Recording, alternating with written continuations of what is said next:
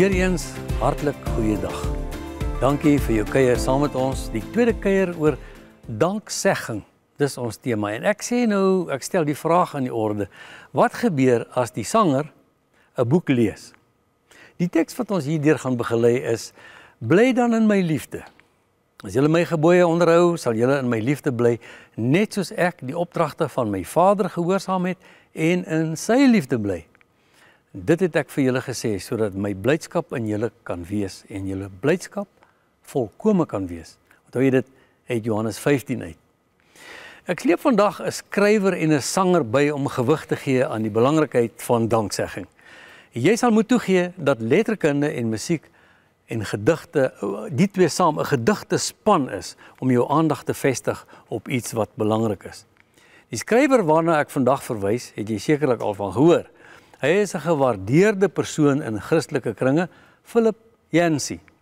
Ek besit self 'n hele paar van sy boeke en het al meer as een keer deur hulle gewerk en gebruik, baie daarbey geleer. Die boek wat vandag ter sprake is, dra die titel What's So Amazing About Grace? What's So Amazing About Grace? Hierdie boek van Yancey spaar niks en niemand nie. Dit sluit dikwels aan by 'n storie wat jou bitterlik ongemaklik maak. Stories oor die randfigure van die lewe, verslaafdes, prostituie, soldate en stel hulle teenoor die belangrike mense van die lewe, staatsleiers, prominente figure wat die ekonomie op dreef moet hou. Yancey se verhale ontbloot die skynheiligheid wat dikwels gepaard gaan met die mensgemaakte wette en interpretasie van godsdiens. In sy tyd was minirokke, 5 partytjies, drankmisbruik en sosiale ewels nogal onderwerpe waaroor die heiliges breedsprakige oordeel kwyt geraak het.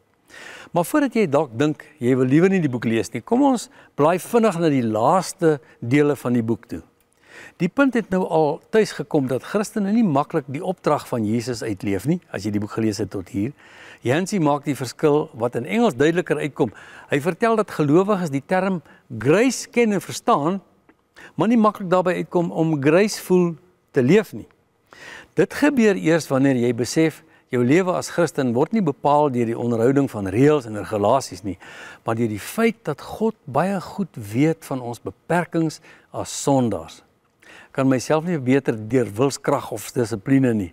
Ek kan net doeteenvoudig die dankbaarheid van my hart uitleef teenoor die Vader, maar veral teenoor my naaste. Ek moet vrede maak en my gebrokenheid erken. Dan kom die wonderlike ontdekking, genade.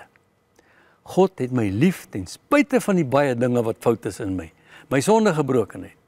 Nou staan ek voor die troon van die almagtige God en ontvang sonder verdienste genade op genade, oorvloedige genade wat danksegging voor die troon van God in my oproep. Tot sover die skrywer. Is jy nuuskierig oor die sanger? Ek herinner jou net weer aan vandag se tema. As die sanger 'n boek lees, ek hoop jou nuuskierigheid groei. Nou vir die verrassing. Het jy al gehoor van Paul David Hewson? Nie, maar as ek jou vertel, hy staan ook bekend as Bono, die Ierse liedjieskrywer en aktivis teen armoede en vigs, wat saam met sy band U2 wêreldberoemdheid verwerf het. Nou is jy op datum. Dis ook geen geheim nie, dat Bono met sy hele band bekend is vir hulle oortuigings as Christen gelowiges. Vanaf die ontstaan van hulle loopbaan het hulle die behoefte gehad om hulle geloof uit te druk en om betrokke te raak by nood. Dit dryf hulle ook om uit te reik na mense in minder bevoorregte omgewings. Verder erken hulle ruiterlik dat dit nogal 'n kreatiewe spanning is waarin hulle lewe, omdat daar 'n ongemaklike verhouding is tussen godsdiens en rockmusiek. Dat hulle mense is wat die woord by die daadvloeg is bewys, nadat hulle in 2020 €10 miljoen geskenk het om COVID in Ierland hok te slaan. As jy onseker is oor die wisselkoers, €10 miljoen is ongeveer gelyk aan R190 miljoen. Dis 'n paar rand nie. Danksegging. Bono is ewe groot aanhanger van Philip Yancey. En nadat hy die boek oor genade, What's So Amazing About Grace, gelees het, het hy gaan sit en 'n lied geskryf. Grace is die titel van hierdie lied. Jy sal dit op YouTube kry. Ek sien nogal die spesifieke een waarna ek gekyk het, is al 13 jaar beskikbaar, maar is reeds etlike kere besoek. As jy die lied volg, sal jy die gedagtegang van Yancey optel. Mooi musikaal. Die lied gaan oor die feit dat alhoewel Grace gewoonlik die naam van 'n dame is dit ook veel meer as dit. Ek hou van die feit dat hy steeds praat van haar. Maar sy is 'n gedagte wat reeds die wêreld verander het. Grace sien die goeie in alles. Sy dra die wêreld op haar heupe. Wat seer gekry het, kan sy heel maak. Waar daar wrywing is, kan sy genees, want sy kan die mooi, die goeie in alles vind. Die letsels kan sy verander in wat mooi en reg is.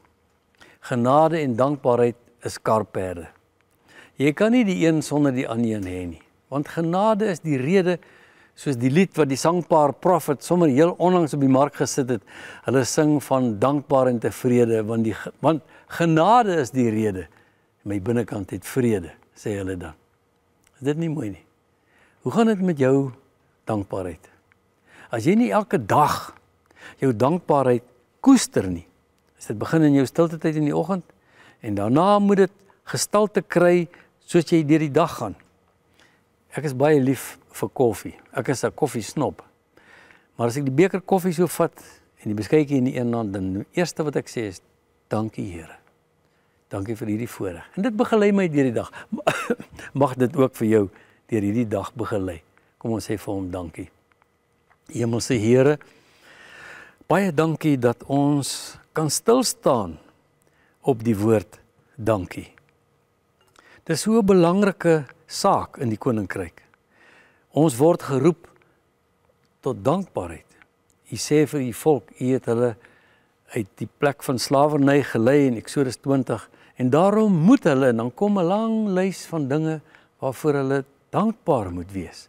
Die wet gaan oor dankbaarheid. Help ons Heer om dit te onthou en ons dankbaarheid baie duidelik voor u troon uit te leef. In die naam van Jesus, amen.